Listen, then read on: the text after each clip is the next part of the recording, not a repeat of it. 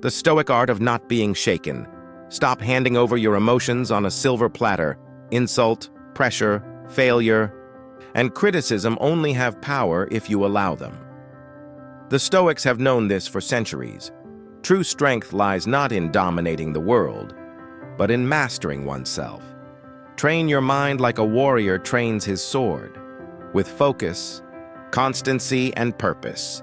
Use silence as a shield, discipline as a blade, and self-control as armor. Self-control is not coldness. It is freedom. It's choosing when to react and when to simply observe. It's being a rock in the midst of the storm, without needing to shout to prove your strength. If you seek this kind of power, the power to stand firm when everything tries to knock you down, then this video is for you. Subscribe to the channel.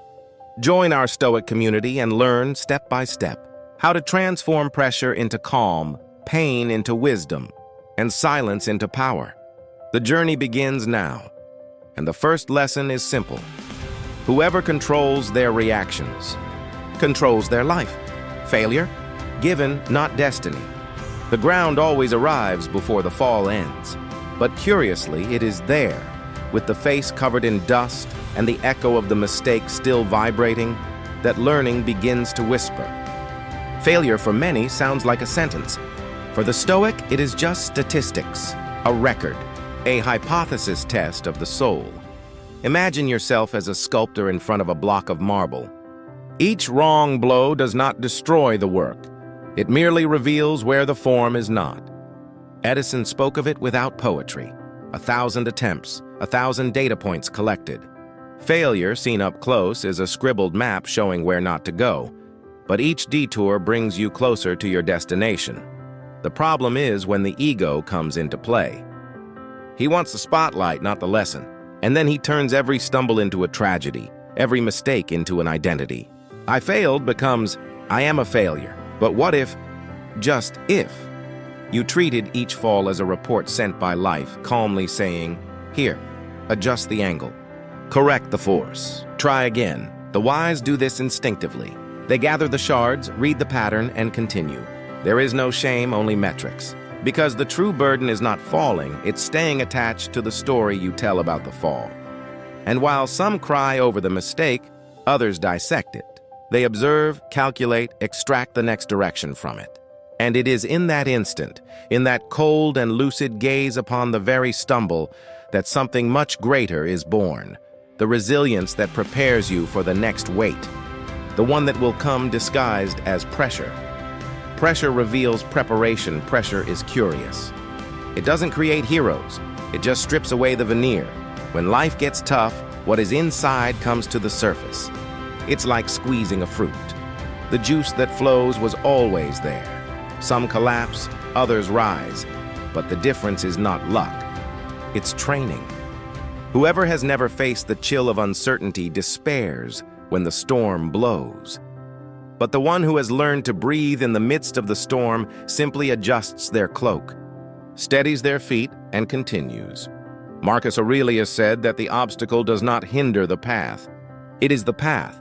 And every drop of sweat before the battle is a tear saved during it. The pressure doesn't break you. It reveals if you prepared when no one was watching, in the silent dawns, in the not today, said to yourself, in the invisible small victories. Think of an archer. The bow needs tension to launch the arrow.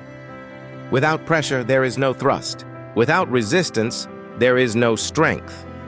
Pressure is the test the universe applies to see if what you learned from previous failure has truly become part of you. And when the rope stretches to its limit, when everything seems about to break, that is when the Stoic smiles, because he recognizes the sound of the world testing his fiber. And little do those who observe know that the next clash will not be with the outside world, but with the invisible battles fought within one's own mind. Choose your mental battles. The mind is a battlefield, and the enemy often wears your face. The most exhausting battles do not take place outside, but in the silent trenches of thought. They are conversations that never happened, offenses that no one made, defeats that only occurred inside your head. How many times have you fought against ghosts? How many nights have you lost rehearsing arguments that would never happen, imagining judgments that never came? The mind, when out of control, is like a mad general. It summons armies for wars that don't matter. The wise learn to choose where to spend their ammunition. He does not react to every thought that appears, does not rush to extinguish every fire of the imagination. He observes and decides if it's worth the cost. Will it matter tomorrow? In 10 days? If not, he'll let it go, because he knows that every battle fought in vain drains energy from those that truly determine fate. Marcus Aurelius had this trick. When something troubled him, he would ask himself, "Will this affect me in 10 years?" The answer was almost always no, and in that moment, the problem diminished in the face of the vastness of time. Taming the mind is learning to say no to noise and yes to presence. It's saving energy for what moves you and not for what consumes you. But there is a type of battle even more subtle, more sneaky, that many fight without realizing: the war for the gaze of others. The silent need for approval. If this message is making you rethink your choices, take a deep breath for a second. Stoicism is precisely about that. Pausing, reflecting, and acting with awareness. So take this moment and subscribe to the channel. Here, every week we talk about self-control, inner strength, and Stoic wisdom applied to real life. It's not theory, it's practice. Come with us. Or the invisible collar of approval. Nothing traps you as much as the desire to be loved by everyone. It's a golden collar. It shines from a distance, but tightens around your neck when you try to breathe on your own. How many times have you shaped yourself to fit someone else's gaze? Changed the tone of your voice, the way you walk, the words you use, all to earn a smile that the next day was worth nothing. It's a subtle addiction, applause. It gives quick pleasure, but it comes at a high price. Freedom. Marcus Aurelius, sitting on the throne of Rome, remembered every day an uncomfortable truth. We love ourselves more, but we fear the judgment of others more. What an irony. We know who we are, but we choose to believe in those who barely see us. Approval is a theater. The audience changes, but the actor remains stuck in the same role. And the worst part? When the applause ceases, the silence seems unbearable, because without the echo of others, one's own voice sounds strange. Detachment, however, breaks that chain. He doesn't shout, "I don't care." He just whispers, "I don't need to." Those who live to please others fade away. Those who are self-sufficient shine. But the price of freedom is high. You will be misunderstood. They will call you cold, arrogant, different. And that's where the next test arises, perhaps the sharpest of all, the one that comes disguised as criticism. The blade of criticism is like a sharp blade. It can cut you or it can polish you. It depends on how you hold it. The moment someone judges you, there is an almost automatic reflex. The blood heats up. The mind gets defensive. The ego screams, "Defend yourself." But the Stoic, he breathes. He understands that the words of others are like arrows shot into the wind. They only hurt you if you choose to stand in their path. Most people carry pains they don't know where to place, so they unload them onto others. Criticism, insults, irony, all of these are mirrors, not knives. They reflect more on the one who throws them than on the one who receives them. Epictetus used to say, "If someone calls you a fool and you are not, why get angry?" The answer is simple: because the ego wants to fight, even when reason has already won. Knowing how to filter criticism is an art that few master. The wise listen to everything, but absorb only what is useful. They know that there is gold hidden even in words spoken with venom, and they learn to separate advice from attack, the thorn from the flower. Think of a sculptor. He listens to the comments of passers-by while carving his work. Some say it is ugly, others say it is perfect. But he doesn't change the chisel's strike for every voice that passes. He knows the shape that is emerging within the stone. And so it is with life. If you shape yourself to every opinion, you will never finish your own sculpture. But there is a type of strength even more subtle than ignoring criticism, a strength that does not respond. Does not explain, does not justify itself, a force that speaks through silence. 6. The power of silence. Silence is the invisible sword of the wise. While fools rush to explain, justify, and defend themselves, the wise merely observe. Motionless like a Greek statue, steadfast amidst the storm of voices, silence is unsettling. It is a mirror that makes the other confront their own restlessness. Just a long pause. Enough, and the world undresses. The masks fall. Intentions appear, and those who talk too much reveal what they would never say calmly. Marcus Aurelius said, "If you have to speak, speak with purpose. If not, remain silent, and there is more truth in this than it seems." Silence is not omission. It is mastery. He is the interval between impulse and wisdom, the moment when emotion tries to take the helm, but you choose to stay the course. When you remain silent in the face of provocation, you are not losing, you are winning in a way that the other person does not understand. Because nothing disarms a provocateur more than realizing they have no power over your mood. And the more you master this art, the more you realize that silence is not empty. It is presence. It weighs, echoes, fills the space with authority. But there is a war even more treacherous than that of words, one that takes place within your own head, when the enemy wears the face of fear and doubt, the invisible enemy, the undisciplined mind. No one sabotages you as much as your own mind. It is a fortress and, at the same time, a minefield. It harbors both the general and the traitor in the same body. How many times has the enemy already defeated you without lifting a finger? Fear whispers, "You are not ready." Doubt replies, "Better wait." And time, always impassive, simply watches you give up before even trying. That's how most people lose, without a battle, without noise, surrendered to their own inner voices. Epictetus compared the mind to the body. If you don't exercise it, it weakens. And the truth is harsh. The lazy mind becomes a hostage to emotions. The slightest frustration becomes a tragedy. Criticism turns into a sentence, the unforeseen. A collapse, but a trained mind. That one is different. It is not made of glass. It is made of steel. Think of a Stoic soldier. He trains not only to win external battles, but to endure the internal ones. Every time you resist anger, haste, fear, it's as if you're lifting an invisible weight, strengthening the muscle of serenity. And the more you do it, the more invincible you become. But there is something few realize. The true test doesn't come when you are ready. It comes when the storm catches you by surprise, when the world collapses without warning, and that's when the next battlefield emerges.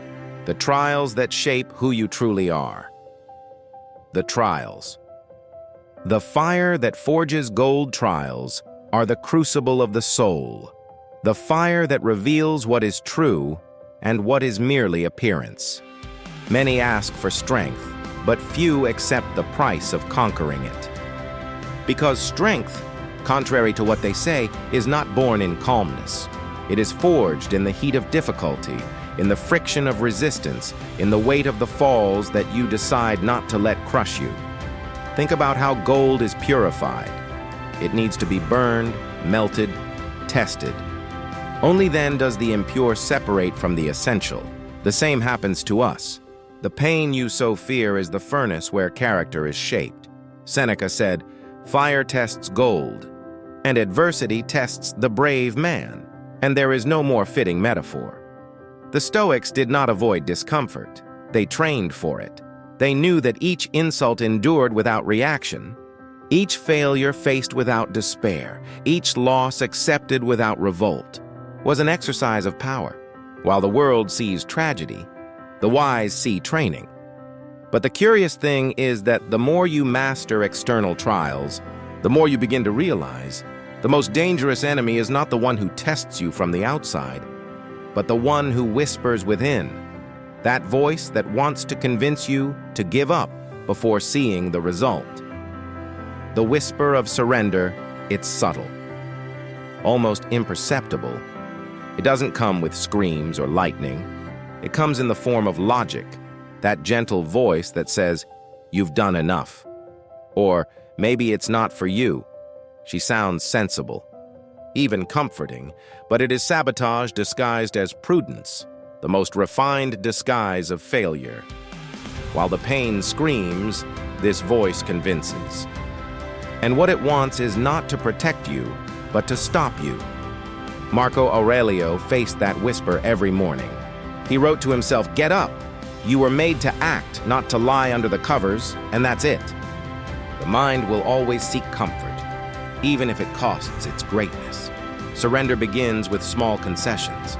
A day without effort, a light excuse, a thought that says, "I'll start tomorrow," but tomorrow, we know, is the refuge of those who have postponed their own destiny. The whisper of surrender doesn't go away. You learn to recognize it and to face it with discipline. Because the mind is not tamed by desires, but by training. And when you decide to resist that voice and act even without desire, that's when you discover something even more powerful than strength. The freedom of not depending on motivation to keep going. Topic 10. The unshakable. Freedom, there comes a point when something changes, and it's not the world, it's you. Suddenly, the same situations that used to shake you now just pass. Not because they became easier, but because you became more stable. The chaos remains the same, but within you, there is silence. A silence that is not empty. It is mastery. True. Freedom is not doing whatever you want. It is not being dragged by what controls you. Neither praise, nor insults, nor expectations. You stop reacting to the world and start acting from your center. This is the art of the Stoics, to be the captain of your own ship, even when the sea goes mad. Aristotle said that the ultimate value of life lies in awareness and contemplation, not in mere survival, and that's exactly it. Living with purpose, without bowing to the cry of emotions, without depending on the applause of others, is the greatest act of human power. But mastering oneself is not the end. It is just the beginning, because when you become free inside, the world bends in a curious way. People start to watch you, trying to understand how someone can be so calm in the midst of the storm. Self-mastery. In the end, it's simple, but never easy. The world will keep testing you. People will continue to try to provoke you. Difficult days will keep coming, but when you master yourself, nothing else can master you. Each insult becomes just sound. Each failure, just data. Each criticism, just passing wind. And you, serene, steadfast, aware, follow the path you chose, not the one the world pushes you toward. Remember, true power is not in defeating others, but in conquering yourself. Silence, discipline, and detachment are not weaknesses. They are the language of the strong. If this video spoke to you, if something inside you awakened, subscribe to the channel, like, share, and continue this Stoic journey with us. Every week, new reflections, new exercises for the mind and soul, because self-mastery is not a destination. It is a daily practice. Thank you for watching, for being here, and for choosing to grow. Now go and practice the art of remaining unshakable.